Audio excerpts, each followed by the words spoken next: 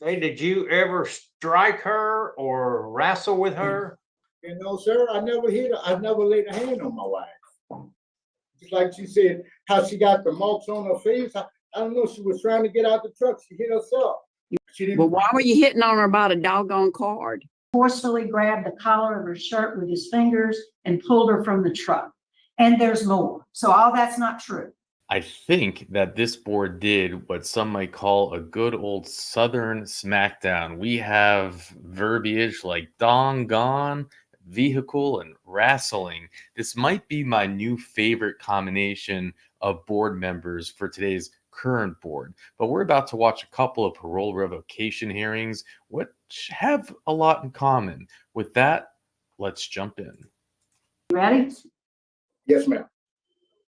Mr. Small, you're accused of violating condition number 2 of your supervision conditions. And it reads, you failed to report as directed, absconded from supervision.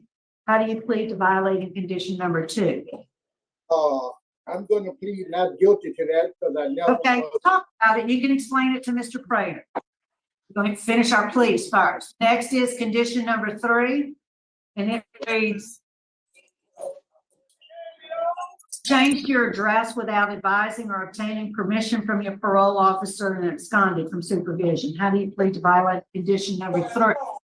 Guilty, ma'am.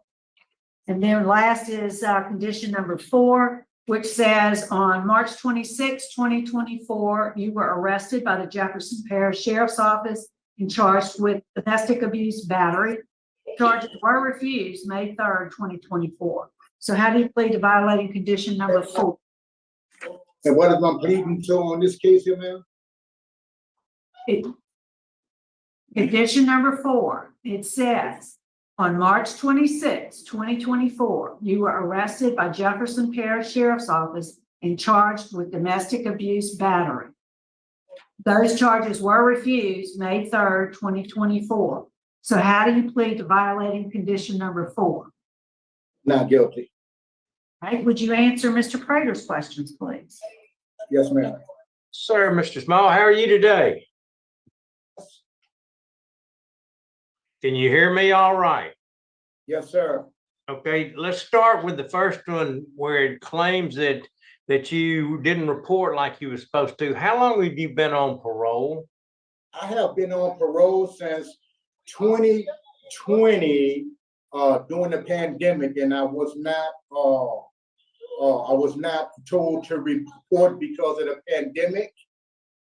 For some reason, we lost all communication. Okay.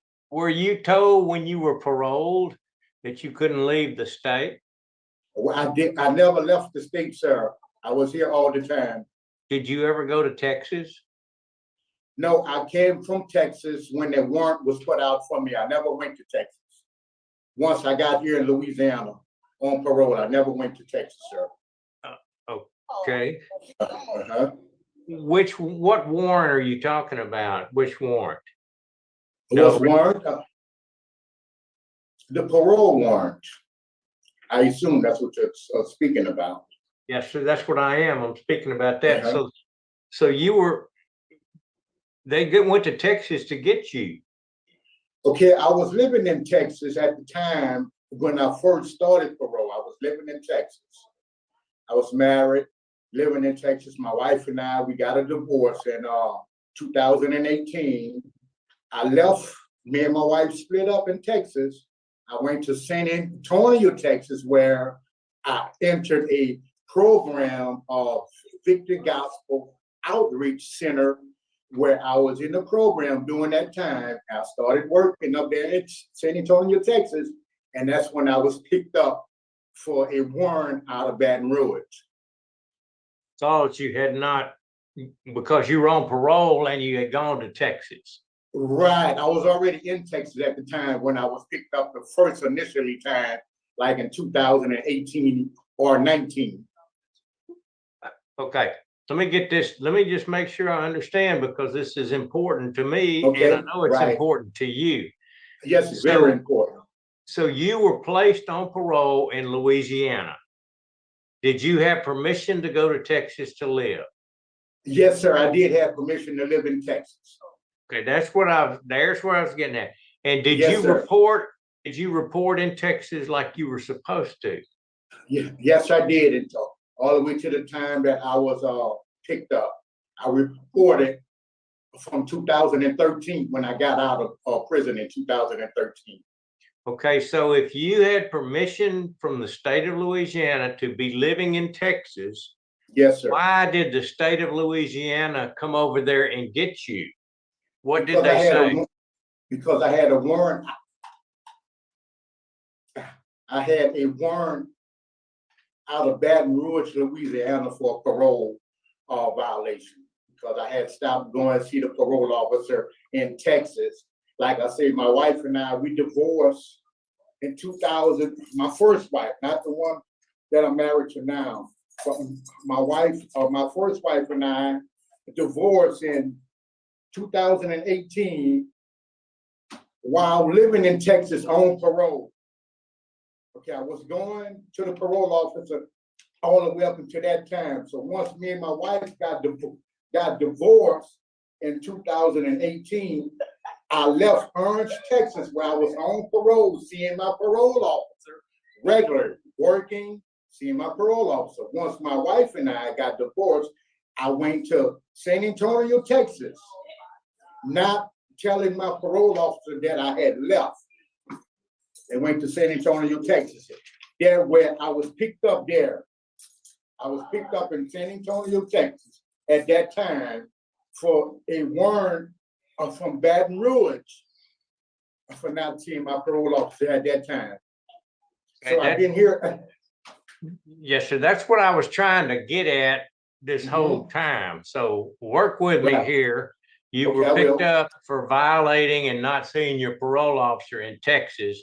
You were picked up by the Louisiana authorities and brought back to Louisiana, correct?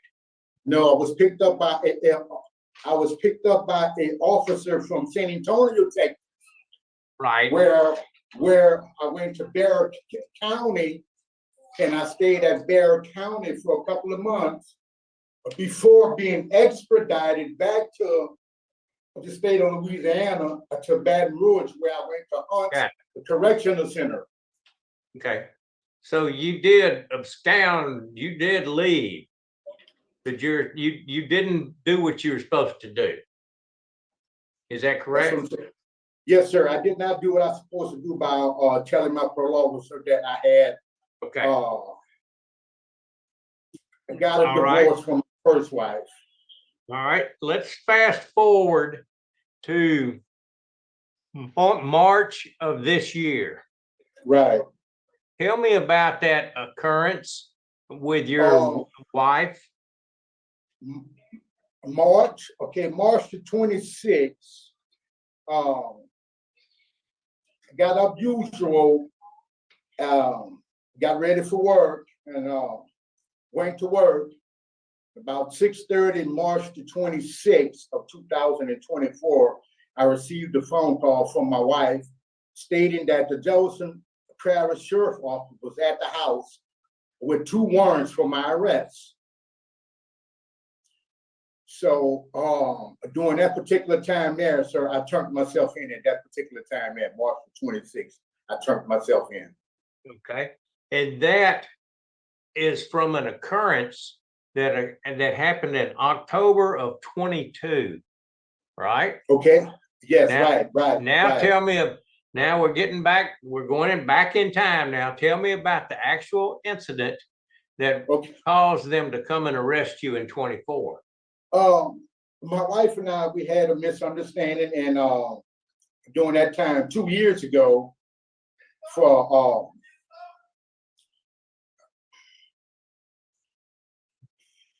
like I said, we had a misunderstanding, sir, and my wife wanted to get out of the pickup truck that I was driving, and I wouldn't let her get out of the pickup truck. I kept hitting the lock button so she wouldn't get out of the pickup truck. So when I couldn't stop her no longer from getting out, she got out of the truck and got out on the side of the highway. So I left her on the side of the highway. I called my pastor up, I told my pastor that my wife had got out the truck. I left on the side of the highway. He said, well, you got to go back and get your wife. So I went back to try to go and find her. She was already gone. Hey, did you ever strike her or wrestle with her? No, sir, not at all. Like I said, I was just hitting the lock button on the pickup truck, keep her from getting out. Until I couldn't stop her from getting out any longer from the lock button. She got out the truck, all hysterical, and I just left on the side of the highway. I left. Not even knowing that she had called the police and everything like that. Her and I had lived together all the way up until March 26th, not even knowing that a warrant was out for my arrest. We had been staying together the whole time, sir. Okay, she had some damage to her face and to her chest area that was photographed, and her statement, and I feel certain you have talked to her about this, but her statement is pretty damning in the fact that it says exactly what you did in the course of that little skirmish you're talking about. Right. And she seemed like she was the officer went to a great detail, or the deputy, and I think he did a great job of documenting everything. Well, how do we get around that? By telling the truth, sir. And I never punched her. I tried to stop her from getting out of the truck. I never hit her or anything. And how she got the damage on her chest where they were stating that her mouth was bust and she had damages. I tried to prevent her from getting out the truck. I never striked her or anything like this here. No, I'm a gentleman and scholar. I love my wife. I love my wife. So you did touch her, though. I mean, you did try to keep her in the truck, correct? Yes, sir. That's it. I just tried to keep her in the truck. So it was more than just hitting the lock button. Okay. Yes. Right. I just tried to prevent her from getting out the truck. Tried to stop her from getting out of the truck. She was trying to get out of the truck. What you getting out of the truck for? Because we had a misunderstanding. You know, sir, I never hit her. I never laid a hand on my wife. Just like she said, how she got the marks on her face. I don't know. She was trying to get out the truck. She hit herself. I never striked her. He also says that she's been the victim of other domestic violence from you. Was she just making that up too? Yes, sir. I never been no. She never been no victim of domestic violence from me, sir. I never been arrested on anything. I never been arrested on anything, sir. You know, like I said, we've been living together all the way up until the day they picked me up, that the warrant was put out for my arrest. I turned myself in to face these charges. I don't have anything to hide. I would never beat her. I'd never hit her, sir. Never ever. That's so you didn't strike her. You did wrestle with her some to try to keep her in the car. What were y'all arguing about? About the pickup truck that we had purchased together. And we left the dealership at this particular time. And the guy had given us his business card. He given one to me and one to her. I told her that she didn't need the business card to give me the business card because he didn't want to. The guy said if we needed any more information, if we needed anything further, to contact him. So that's why he gave us the business card. So I told my wife, I said, well, baby, it's over with. He don't want to You know, we came here to sign the truck, to put the truck in my name. He wouldn't do it. So he gave us a business card to contact him if we needed anything. So I told my wife, I said, well, babe, you don't need the business card. There's no reason why we should contact him anymore. It was like he was flirting with my wife. Mm. And, you know, I got upset. I got a little upset. I said, well, you don't need the business card. Give me the business card. And that's what it was all about. Like I said, you know, I never spiked her. Like I say, I'm a gentleman. I'm not a violent guy. Okay, And well, like I said, that's the purpose of these hearings, is to yes, sir. determine Yes, what happened. So y'all were fussing over a business a card. business card Yes, that you sir. didn't think she should have. Right. That's what it's all. That's Okay. All right. That's And we all was I together. have. Thank you. That's all the questions I Yes, needed sir. then. Yes, sir. Thank you, Madam You're welcome, Chairwoman. sir. I see Ms. Stapleton has some questions.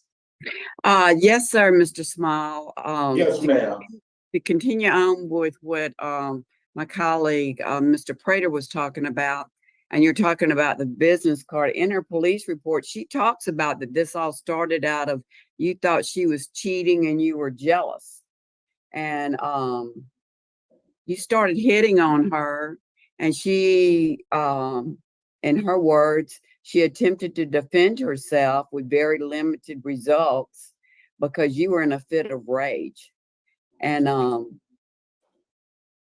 she tried to flee the vehicle, and that's when you were pulling her back in, and you continued to hit on her, and then you left her stranded on the side of the road. So tell me about that. But like I was saying, like I was saying, I tried to forbid her from getting out of the car. It wasn't no fight. It wasn't no. Was she trying to get out of the car though because you were hitting on her? Because she said No, she was not trying to because I defend was herself. hitting on her, because she didn't want to give me the card. She didn't. Well, why were you hitting on her about a doggone card? I wasn't hitting on her. That's what I'm saying. I never spiked her. Oh, okay. But you were insistent on getting the card back. You thought she was cheating on you? Yes, ma'am. Yes, ma'am. Yeah. 2 years ago. Yes, ma'am. But like I said, we lived together the whole time, ma'am. Not one time we ever Well, had she any said that this is just like my colleague said, that this has not been the first time that you've done this, but she never pursued charges. That's not unusual for somebody that's a victim of domestic violence.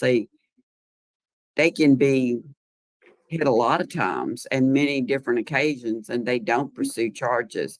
And to be a nonviolent person, you may not be a nonviolent person against somebody your size, but that's not unusual for a victim to be beat up on.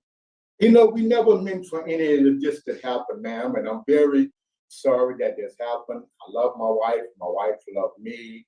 We just want to move on with our life. Like I said, I'm not a violent person, a DA, and I did throw the charges out that they had on me for, which was a misdemeanor charge as well. It wasn't a felony charge, ma'am. It was a misdemeanor charge, and I was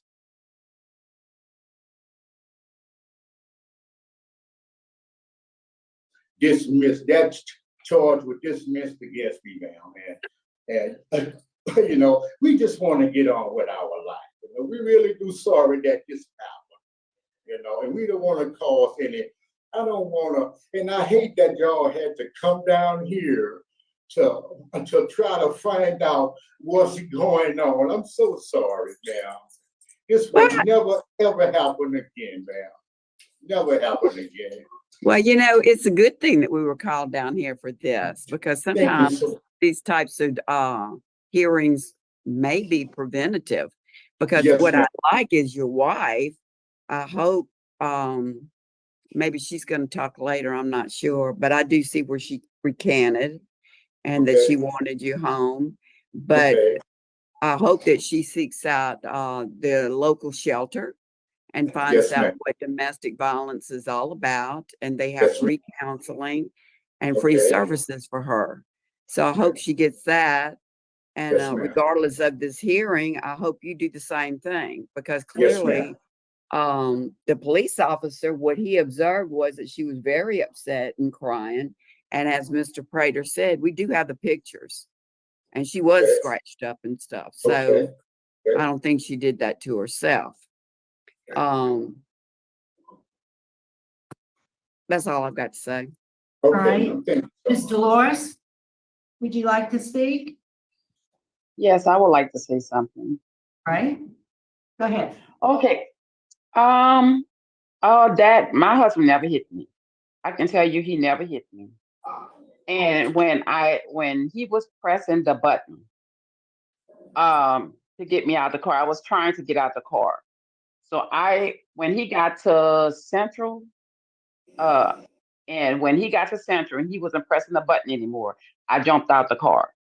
My husband did not hit me. Now, the only thing about abuse, I know about abuse. You know what I'm saying? I've been through abuse with my ex-husband, okay? Cornell is a very good man to me. He never hit me, never. And I don't understand why. The things is, we do have problems. We have communication. Sometimes we fuss about things. He go take a walk and I'll be right here. You know what I'm saying? I could never go to a shelter. Now, when I was married to this other guy, I'd have been told y'all that he beat me big time. But Cornell never hit me. Now, the thing is, when them people came to my house that day, that really told me up. When my husband went, they brought him from work to jail. That really bothers me. I couldn't sleep. I couldn't do nothing because of those people in the front yard and in the backyard of my house. I could not rest. So they really did something to me. I couldn't even rest at all. These 3 months, I could not rest. Every time I turn around, I'm looking and see if those people come into my house with these guns. I never experienced that. I never saw that before in my life besides TV. So my husband is not a bad man. He's not the person to be out here, out in that jailhouse. Those people that doing bad need to be in there. My husband is good. He is very good. And I'm not going to lie to him, because let me tell you, I got 4 boys. My 4 boys is very, very particular about mine.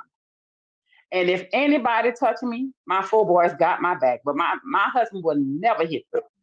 I don't know nothing about none of that other stuff. He never hit me. Yes, And I ma'am. think when I got out the car, I probably hit my mouth on the door and I was shut the door. I'm trying to get out and I shut the door and that was it. My Yes, husband ma'am. never hit me. So let me just clarify something, Ms. Small. So the information or the what you told the police was not true? What I told the police, it's been a long time. I don't remember what I told the police. I told the police that he was trying to get the card. It was in my jean pocket. And so the only thing my husband was doing is like pulling me back so I won't jump out the Let me car. tell you what it says. And Okay. I'll share this with both of you. You, Jones, it says Jones dash Small. So I guess your before you married, your name was Jones. Yeah, my name is Jones. Yeah. So it says Jones Small advised that Small became enraged with her. He determined her vehicle was only in her name and not in his too. Right. You advised that Small also repeatedly accused her of cheating him, to which she denied. That as Jones Small advised that as the two argued, Small became more incensed and without any warning, then used an open hand strike to her face and lip area, along with both hitting and scratching her chest area, and further forcefully grabbed the collar of her shirt with his fingers and pulled her from the truck. And there's more. So all that's not true. No, I didn't say it's not true, but I'm just saying I don't remember what I told the police officer. I know that when the police officer was talking to me, I wasn't really saying too much to him. He was just looking at me writing things down. I never said anything to the police officer. Okay, well, thank you, ma'am. We appreciate your statement. Mr. Cornell, is there anything you'd like to say before we, reach a decision? I think I've said enough, ma'am. You know, Okay.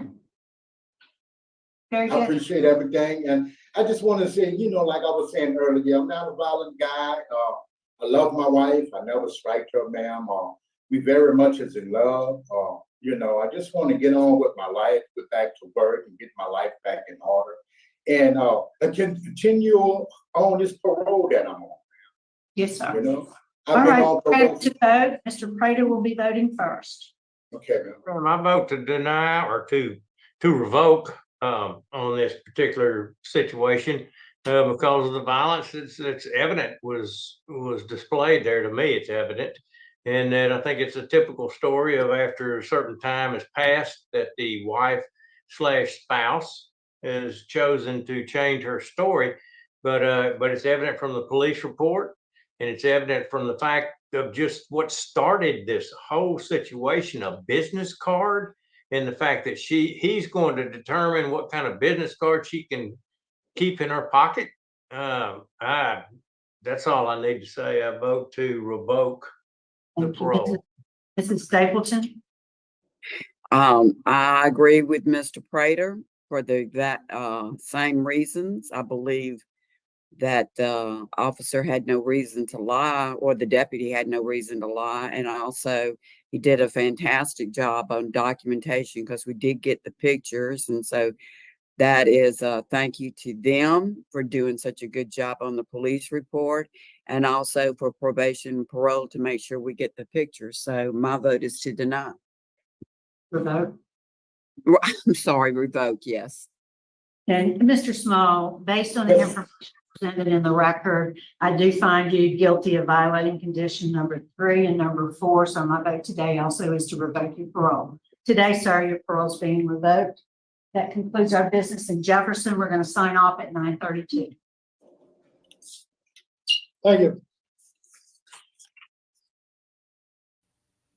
Oh my gosh. I mean, this would be like a sitcom. Funny if it wasn't so serious. I mean, we've gone so long, almost 30 minutes into this, and I've already forgotten why we're here, which is again to remember that he absconded. He hasn't, it came with a warrant to his home in Texas where he was arrested because he hadn't reported as a sex offender since before COVID.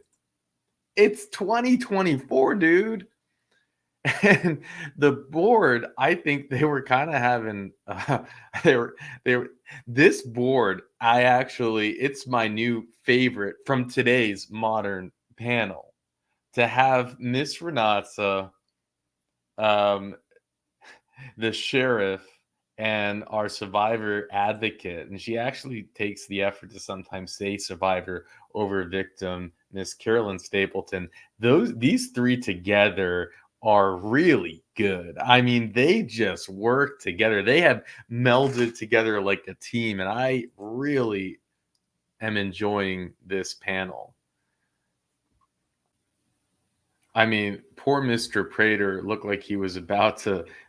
I think he kind of felt it with his head in his hands, but he finally like works his way through it. And he says, "Oh, okay, so this is just about a business card. I see." And then at the end there, how he just lays down the law with like, you can't get to decide who gets what type of business card she gets, and it's just so ridiculous. She banged her head on the door. That's all what happened. She must, and then even she comes out, and this is a theme that we see all the time, and Miss Stapleton pointed it out, and it's where the victims just retract their statements, and always it's some ridiculous story about, I did it to myself, I fell down, I banged my head, and it's like, really? I don't know what he originally did to get locked up. We don't have the details. There's no record, so I can't unpack it in that way. But what I did love about this hearing was just all the southern verbiage. We had vehicle, we had wrastling, we had doggone card. The doggone card. It's all over the doggone card. Oh my gosh. The only word that they missed was saying program for me. But it's I don't know how much time he's backing up, how much more time we'll have to serve, etc., etc. If we'll see him again or if he's just going to get out. That information is always, it's not even clear to DOC because they don't calculate time, as they often say.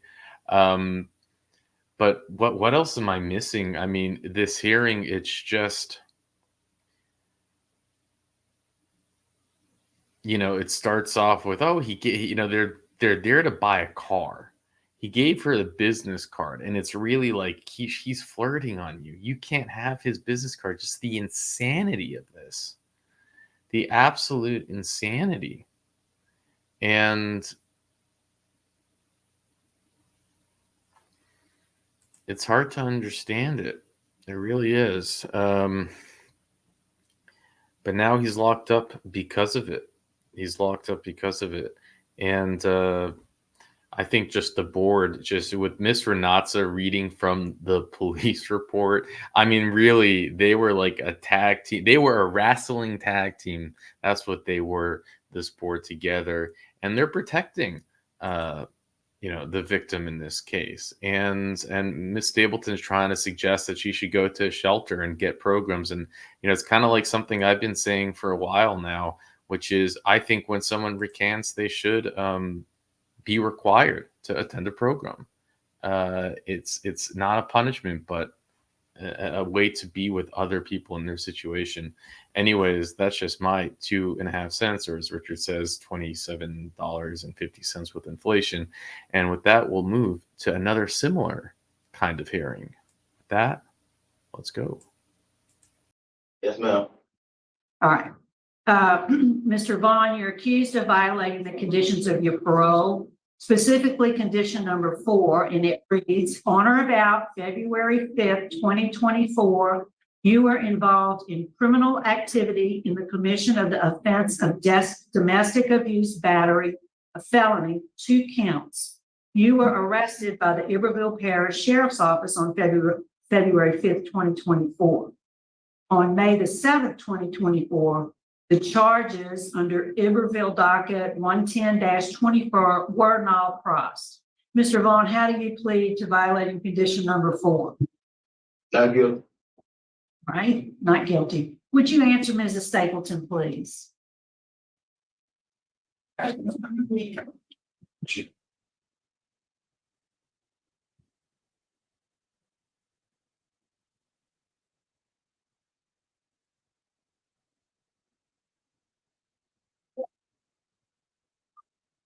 Yeah, you're still on mute. We're providing some assistance.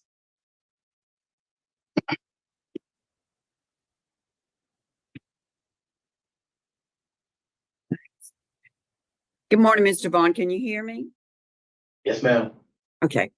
All right. Well, I'm going to read to you what the police supplemental report said, that they were dispatched. Can you hear me?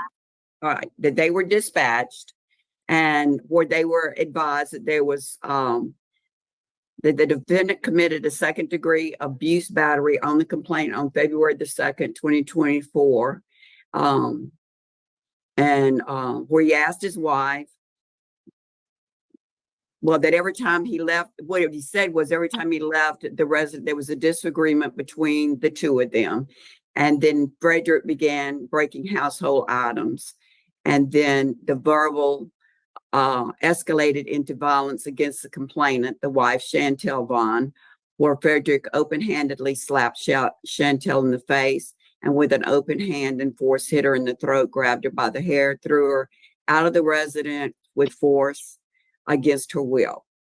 And then moreover, Frederick eventually let Chantel back inside the residence, but continually used unwanted force and grabbed Chantel by the hair and head against where he scratched her back, neck, and ear, which this detective observed and was consistent with the injuries and the photos taken at the scene. Do you agree with that statement, or are you saying that this didn't happen?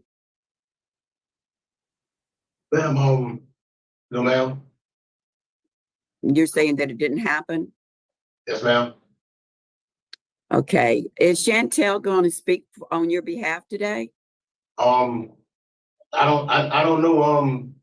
I don't know if she had ever got in touch with my parole officer. I think he was supposed to try to talk to her. I haven't talked to her about it. Well, she had said that on January the 24th that there was she had said that there was 2 previous incidences where she had a verbal argument with you that turned physical and that you grabbed her by the throat.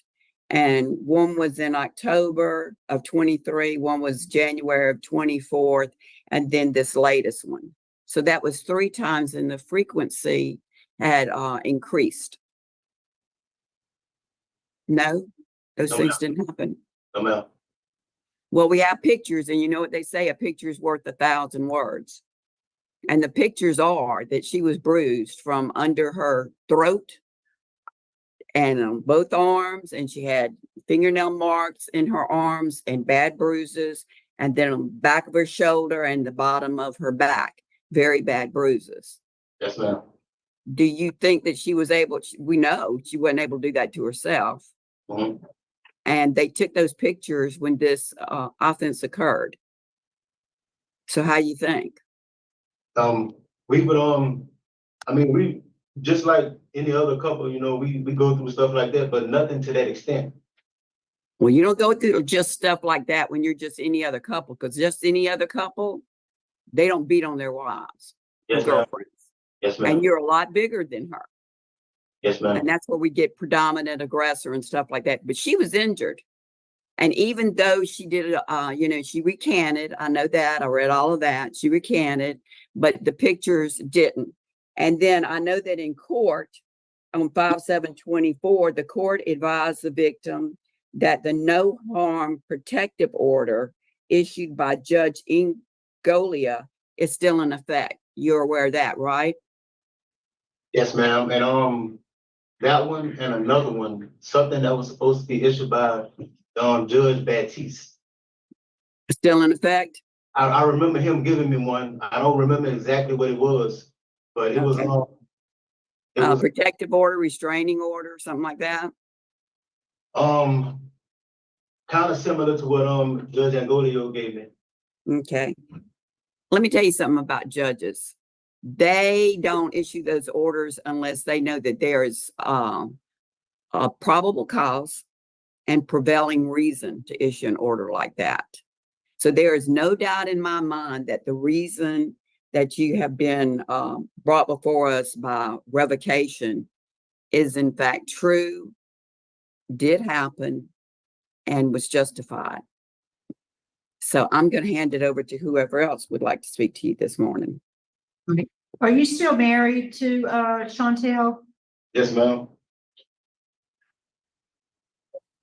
All right. Is there anything you want to say to us before we call on your supporters? Yes, ma'am. I don't have to actually give y'all my record or nothing like that, because I know y'all have it right before y'all and y'all see my whole life, everything that I've ever been through. And I just want to say that right now, I'm at a point in my life where God has blessed me in a way like he never blessed me before. And I know how my past is. And right now I'm in a position to where I can actually give back to the community instead of taking from the community, like I've been doing all my life.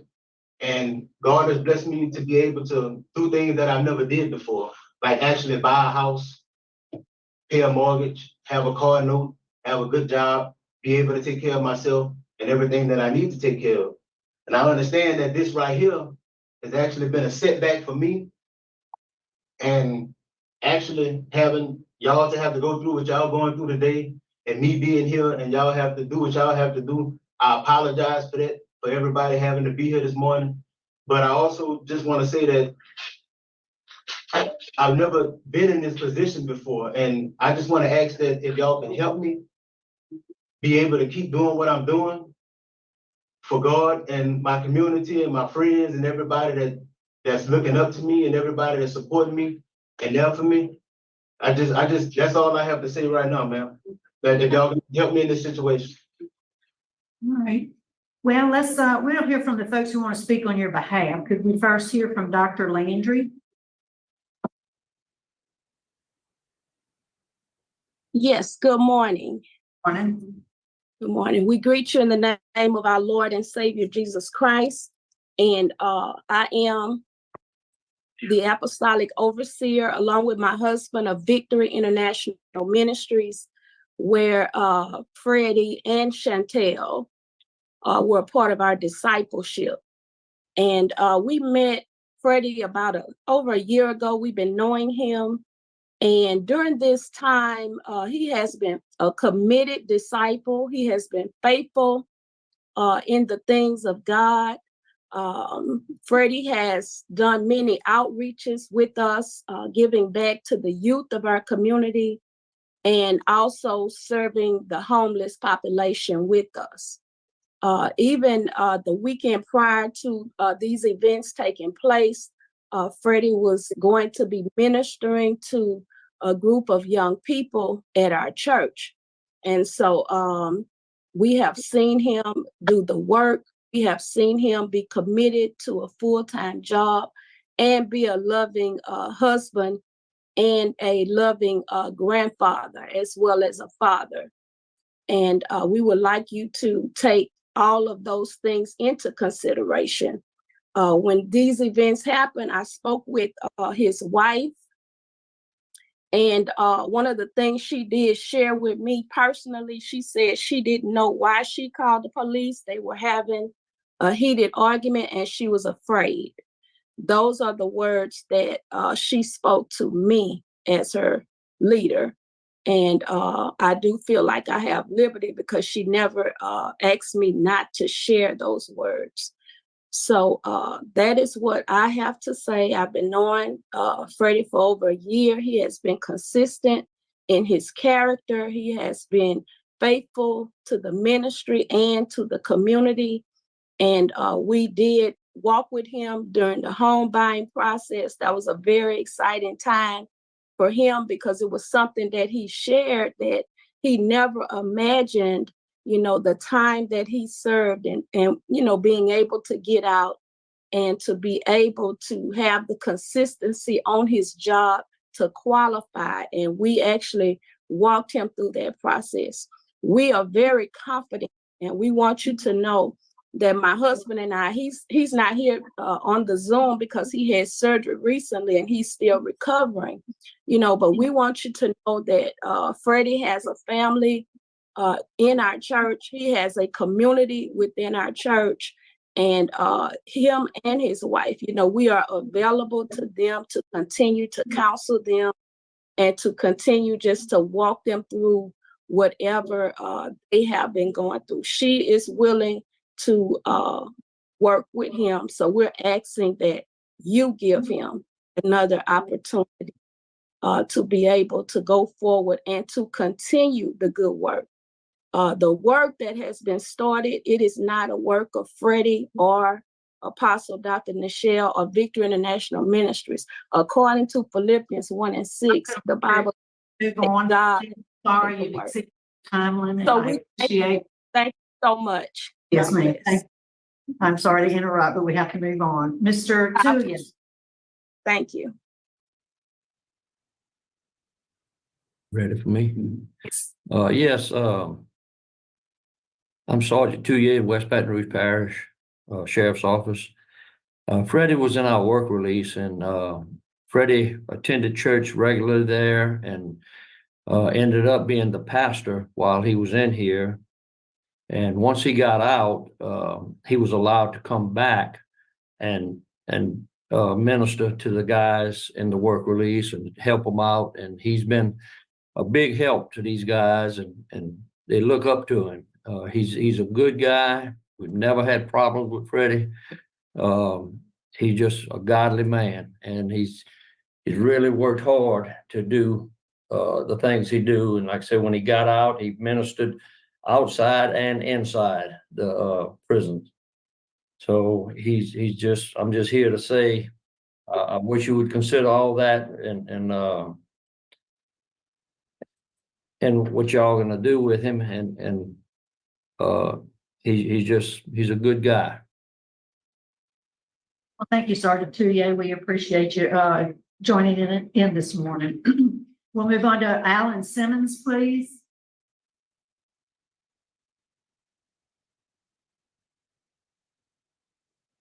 You're still on mute.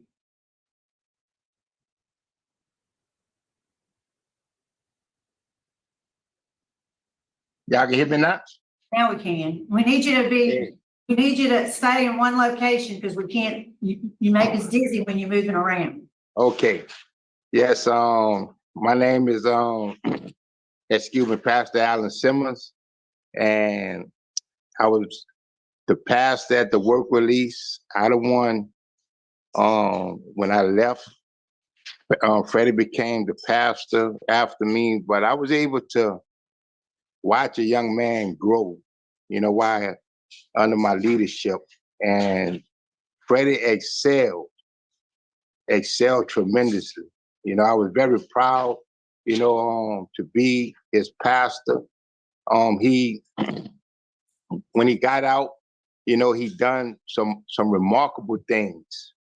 He, like Sergeant Touye said, he went back into the work release and he ministered to the guys in there. The guys gravitated to him and they very highly respect him. As I go back in there, they're asking about him, and their prayers and sympathy, what I'm saying, for this situation, is for him. What, like he said, Freddie came, from a hard, background, like, many of us, what I'm saying, but he overcame that and he got out, he bought him a house, got his car, wed his wife, and they were a very happy couple. When I spoke to his wife, she did not disclose what y'all said. She did not disclose that, part, to me, and she had it seemed, as if she, initiated a lot of that, so, but I'm just saying that Freddie deserves to be, to have another opportunity, he is able to, help other young men in, going through the situations, of life, that he have went through and overcame. And they, they're very looking forward to that, to, him, ministering to them, what I'm saying, mentoring them. And, he's a very good man, and I pray that y'all would take consideration that. Yes, sir. Thank you, sir. We appreciate your joining us today. Okay. Mr. Vaughn, anything else you'd like to say to wrap it up before we vote?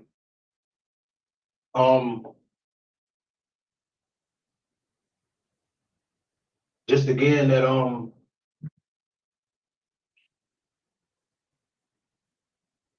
that I really would like to just ask for y'all help in this matter, just be able to get me to back where I was. Because like I said, what I was doing, I never did that before. And it felt good to be able to give back to somebody instead of take from somebody. And I just want to ask for y'all help in this matter. All right, thank you, sir. I think that we are prepared to vote. Mrs. Staples will be voting first. Yes, sir, Mr. Vaughn, y'all can hear me? Yes, you can. Okay. What I'd like to say today is I saw some very concerning situations going on here. First of all, I'd like to give a shout out to the White Castle Police Department and Probation and Parole for their excellent documentation of this criminal violence. That was very important, you know, including the pictures and the fact that they were taken. Secondly, I'd like to express my concern for the fact that, according to your wife, this happened in October, February, and then we had it again in May. So there's a frequency, and every single time she expressed the fact that it involved strangulation, which she calls choking. Those things, for a lethality picture, for you to know and for her to know, is concerning, because a lot of times that'll end up in a homicide situation, and you are in prison right now for manslaughter. So those things concern me. And as for your wife being afraid, she was afraid and bruised when she called 911. So that was another reason. We don't have to just take her word for it. We actually have the pictures for it. I hope your wife will seek out domestic violence if she wants to. I'm sure that there's a shelter around there that maybe has some programs that she can attend that'll help her out. And I hope that anytime you get the opportunity, you'll do the same. So maybe this will get back on track and we won't be seeing either one of you here later on. So my vote today, because of the preponderance of evidence, that is to revoke. Thank you, Mr. Prater.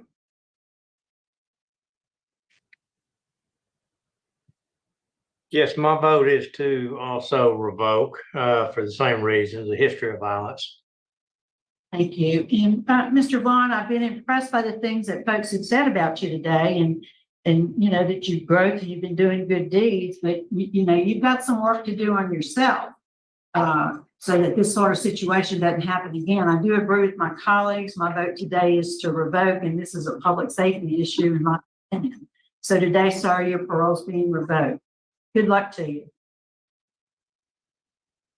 Thank you.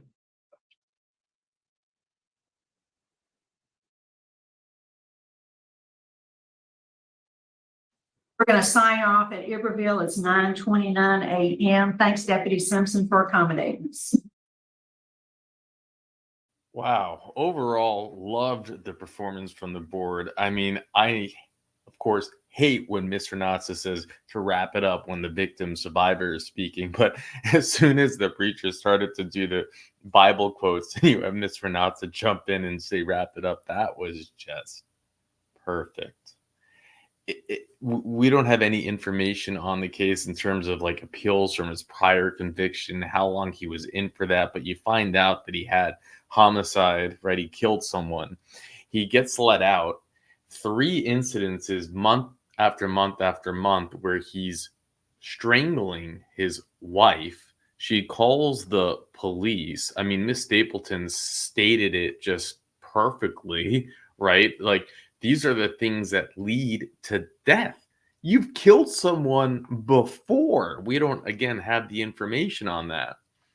The only thing I think more disturbing, maybe even than the crime itself, is all of the supporters and just how dangerous the supporters are, in my opinion.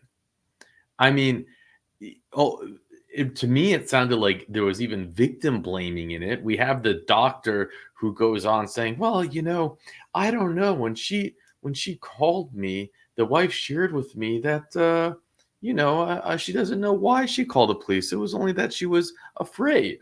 It's like, really, that's your testimony? You know, then they go praising, wow, he came out, he bought a house and he bought a car. And it's like, the first thing, and there's no proof of this, but that comes to my mind is, you know, you're not exactly making money enough in prison where you can get out and buy a house, especially in this market. It's more like he probably got married to the woman who then bought a house and bought a car. No, but give him credit for being the new homeowner here. Definitely, it was definitely him making his 14 cents an hour in prison for after he killed someone. Or is that even an hour? Is that a day? Please. I guess another mic drop by Miss Stapleton, where she's like, we have this, and she reads the police report. She puts in the work. I know she recanted, but pictures are worth 1,000 words, and they have the pictures. And it's like, who are you kidding? And I said this before, it's broken record. And I don't know what you think about it, but I do think when a victim of a crime from DV makes a report and then recants, that there should be a punishment for them.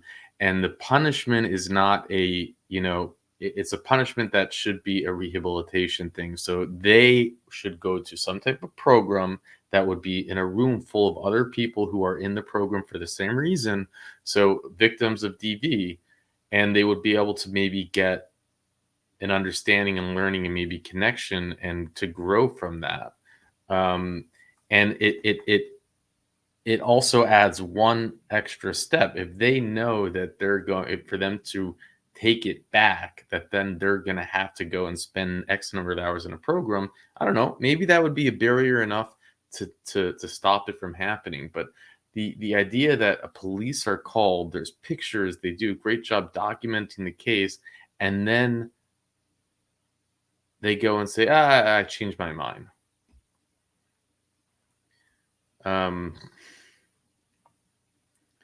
It's, and thank you, Richard, for of course, documenting this case and putting in your notes for me. I've been traveling, so it's helpful to read through this, and I think you're spot on in it.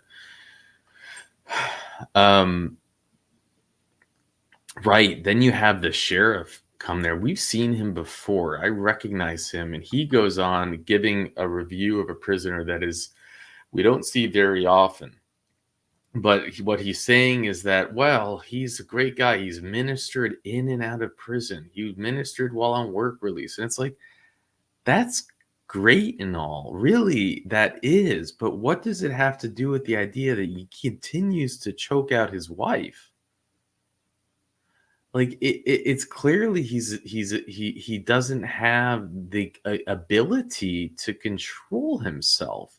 I mean, just think about it. You're a full grown, you've killed someone before, and now you're revoked. You're locked back up because you're choking out your wife. You're beating your wife. Why do you deserve another opportunity?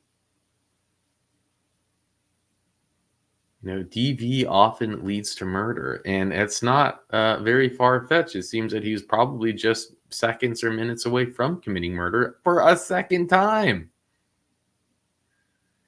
We don't know how much time he's backing up. If he was in there for homicide before, it's very likely he's backing a life sentence, but he will have an opportunity for parole again. That's the way that it works. I don't know when he can apply for it. Is it 2 years? I'm not entirely sure. But a great interview by Miss Stapleton, the sheriff, and Miss Renazzo with her timely wrap it up. And with that, I'll let you go.